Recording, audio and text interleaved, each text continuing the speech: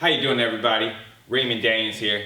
Today's tutorial is going to be over how to throw a spin kick. I'm going to go over a couple ways to cover it, how to use this in full contact fighting, whether it be Muay Thai, kickboxing, or in MMA.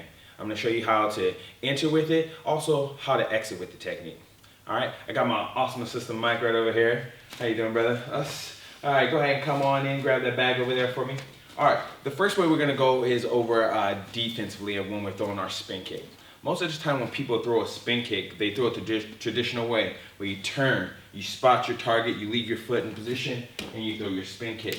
The issue a lot of times is you're going to be jammed in your space. So to be able to exit or close the gap, you need to make sure you generate the most amount of force, but you also need to have the correct amount of distance when I'm throwing it. So if you notice, I'm going to get really close to my target. I'm almost basically got my shoulder against the target, but if you notice, my back foot is here on this line.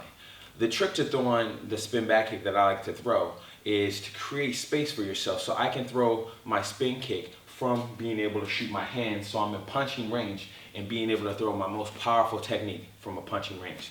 So what I'm going to do is, essentially, I'm going to switch my lead foot to where my rear foot is. I'm going to land in my pivot position as I look over my shoulder, and I throw my spin kick.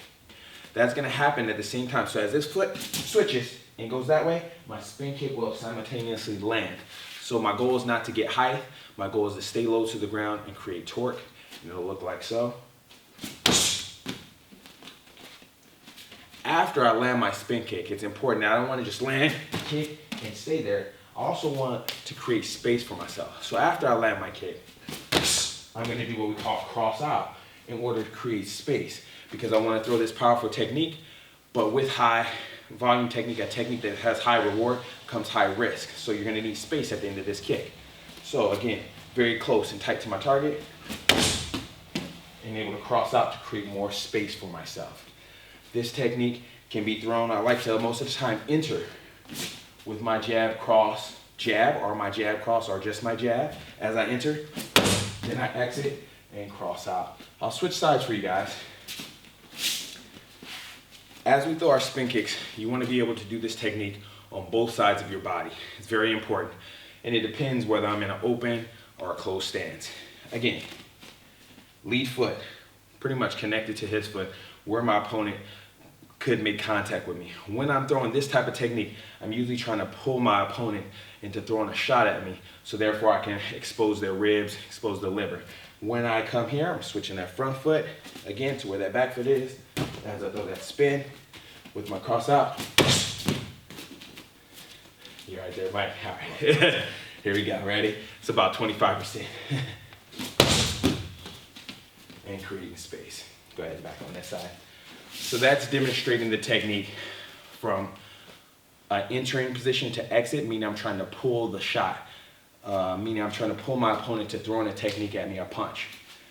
Now, if I need to close the gap, meaning I want to close the gap and get closer, and my opponent is either trying to move away or they're staying stationary, I'll use a crossover with my footwork to generate more power and more force. So when I step into what I like to call the hot zone, I step in here as I transition my stance. When I do this, this is going to give me, if my opponent stays there, now I have to switch my feet in order to keep the correct amount of distance to throw my spin kick. But I also have to be aware, if I step forward and my opponent disengages and moves away from me, now I have to still switch my feet, but this time I don't pull my foot backwards as I would throw my spin kick. So the first one will be if Mike stands there. So as I step through, I can enter with a 1-2, and I land, throw my spin kick from that position. Again, that same one. I'll throw this 1-2. I'll step in here. I notice he didn't disengage, so I need to create the proper amount of space. And then I'll always cross out at the end.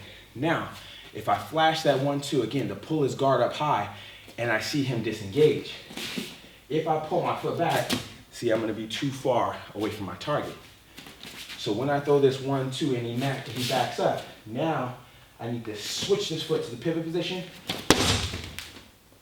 in order to create and generate enough force to cause damage. So as I throw this 1-2, he's going to back straight up. One more time.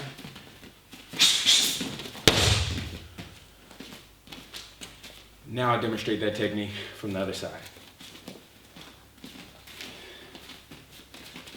Again, as I throw this 1-2, my goal is to cross over. If I see my opponent disengage, I have to recognize when I throw this spin kick, I need to travel forward. If I throw the 1-2 and my opponent stands their ground, I need to recognize I need to create space for myself. So the first one, he stands. 1-2, step through, I need to pull this foot back. Always ending with my cross out in order to create space for myself. And that again will look like so.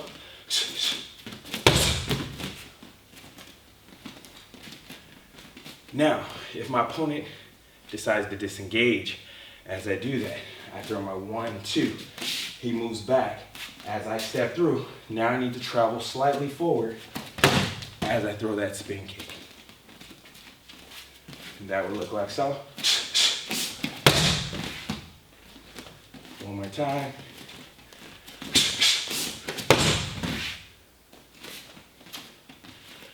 And that's the two different basic ways to throw your spin kick. Offensively, meaning moving forward. Also defensively, moving away from your target. You guys can check me out at RaymondDaniels.com or EvolutionFightingSystems.com. I look forward to seeing you guys join the evolution.